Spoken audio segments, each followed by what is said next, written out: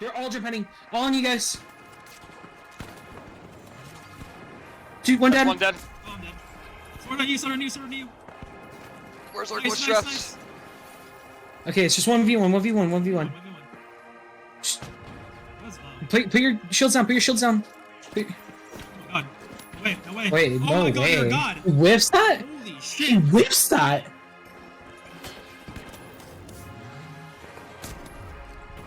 No, half on me, bro.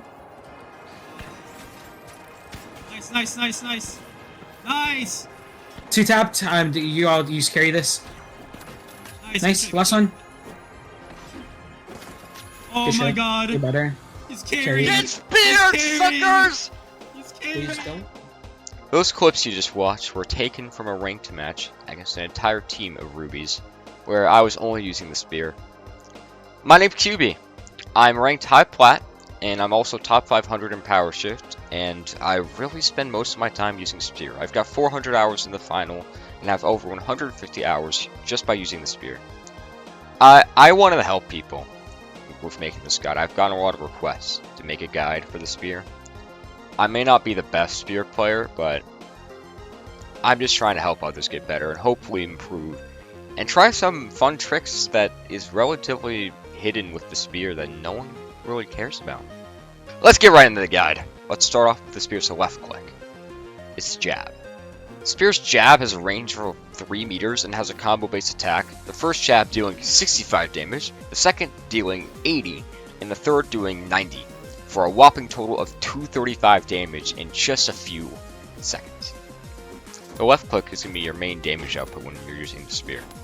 It allows you to 3-shot lights, 4-shot mediums, and 5-shot heavies. Pairing the jab with the quick melee can allow you to take 3 shots on a light down to 2 shots in a quick melee, or 4 shots on a medium down to 3 hits in a quick melee. The spear's jab also can pierce through every type of barrier besides barricades and goo. It allows to pierce through shields and mesh shield, and it can also pierce through multiple enemies, allowing you to do massive AoE damage just by your normal left click without needing to use your right click. The jab also has a really great lunge. When you slide an attack, you can carry a lot of momentum, which allows you to make sudden rapid movements on heavy that you wouldn't otherwise be able to do. The spear's best friend is the winch. The winch claw can allow you to pull up to any enemy from 10 meters away right to your face, which the jab greatly loves, which can allow you to have certain combos, like, for example, hitting a light with a left click jab, winching them back into you, jabbing again, and then quick mailing to instantly kill that light as if they couldn't get away to begin with. That's all the basics covered with the spear's jab. It's relatively simple, and it just requires a lot of practice alongside using the winch to help execute your idea. Now, the next thing I want to talk about, I call it the Beyblade spin.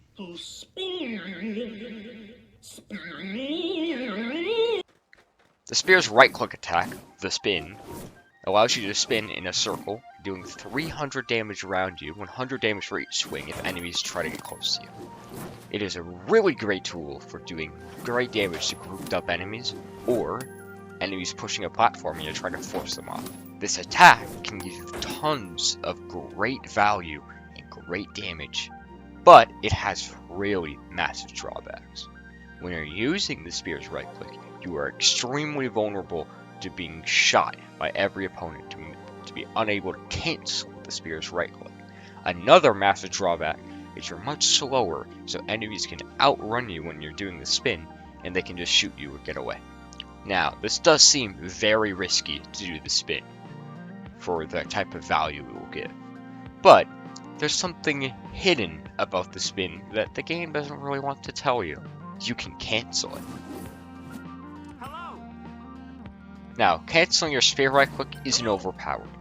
The reason behind this is when you cancel it, you are unable to sprint, and you are unable to use any more attacks until the original spear animation finishes. But, the catch, you can use your specialization in gadgets to protect yourself if you get into a risky situation where you would have died if you didn't cancel the spear animation. Another great way to use this is if you right click the kill player, cancel it, and then reuse the animation for the winch, You can then attack right afterwards and get free value on a target that would have possibly gotten away beforehand. Another great thing about the spear's right click that makes it unique compared to most other weapons in the game is the fact that you can go into third person. This allows you to see around corners before engaging, which can give you extra intel that the enemy would not have. You can also pair this with barricades to have a personal wall in the middle of the open that you can use to see where the opponent would go in a 1v1. While the spear right click can't normally go through barricades, if you jump at the right time, you can sometimes damage opponents over them or around them to get extra damage that they would be unable to do to you. The last important thing I would like to talk about the right click is the ability to fling objects. Flinging objects can either be incredibly helpful with the right click, or you could just be straight up throwing. You can fling cash outs, vaults, statues, but most importantly, people.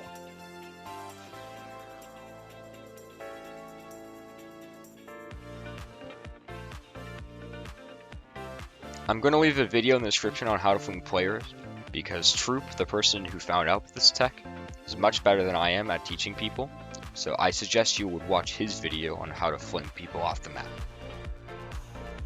The very next thing I would like to talk about is the spear's counterplay, and how to deal with it. Since spear is a melee weapon, it mainly has 4 counters, all of which are stun gun, turret, jump pads, and charge and slam. We'll start off with stun gun. Stun gun is really annoying for melee players to deal with. Your best bet with spear is to throw down a dome shield or a barricade and see if that light will play super aggressive towards you and rush you. If you throw down a dome shield and they rush you, you can try to right click, and if they rush into your space, they will most likely die unless you get really unlucky. For turrets, your best bet is to go into a flank route to deal with the turret, or ask your teammates to deal with your turret. Jump pads. Jump pads can be especially annoying when you're running spear, because they'll most likely just bounce up and down on the jump pad. The entire point is to not deal with them. Or, you can try to winch them off the jump pad and away from it to instantly punish them for just being a nuisance. The most annoying counter is charge and slam, especially with melees. Charge and slam can one-shot you if you're not playing it safe. You really have to be very careful against charge and slam heavies, or else you'll immediately die. If you get lucky and you have your winch, try to winch the charge and slam heavy, and that will cancel his charge and slam and you'll get the advantage. If you don't have a winch, your best bet is to train him like a bull and run around in circles and do your best to dodge the charge and slam. I have some closing tips for you guys. In cash out, it is important to play with your team. It is really difficult to play cash out when you're playing alone without your team. Try your best to be a bodyguard for AR mediums, because they are the most likely person to get jumped. You can be really helpful for your team, because you are really good at close range encounters if they are bad at close range encounters. Another good tip that I would give is just practice a lot. Practice makes perfect.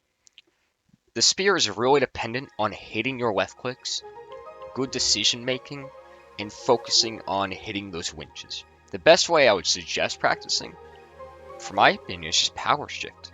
Power shift is the best way to deal with 1v1s and team engagements while not having the focus on an objective. You can focus on just killing. Another great way to run spear, it may not be the most fun way, but just act as a distraction. Your teammates will love you if you distract the enemy team. You can pretend to be a massive threat, but you completely distract the opponents from the real threat, which will be your team with guns. My last tip for the spear is to try barricading an opponent off after you winch them towards you. It can confuse the opponent to be winched into you, thinking they have a way up behind them, but they get stuck because of barricades in their face. This can also be very effective against dash lines. They will sometimes waste their dashes into the barricades, which will result in them getting killed. It's just a nice little tech that would be fun to try out in engagements. It's not super effective due to barricades placements, but in the right circumstance, that can be a really helpful tool. Well, I hope you learned a thing or two about how to get better or have more fun with the spear. I really hope the Embark tweaks the weapon a little bit, because sometimes the hit reg can be iffy, and that's with all melee weapons. But this is such a fun weapon to use. People always put this thing into D tier or C tier. I think this is a B tier weapon, but it requires the person to master the weapon to be really effective with it. I hope you enjoyed the video. I hope you enjoyed the guide. If you could, please take some time to like and subscribe. It would really help my channel. If you want more guides or just gameplay, just leave a comment below. Thank you all for watching. Take care. Goodbye.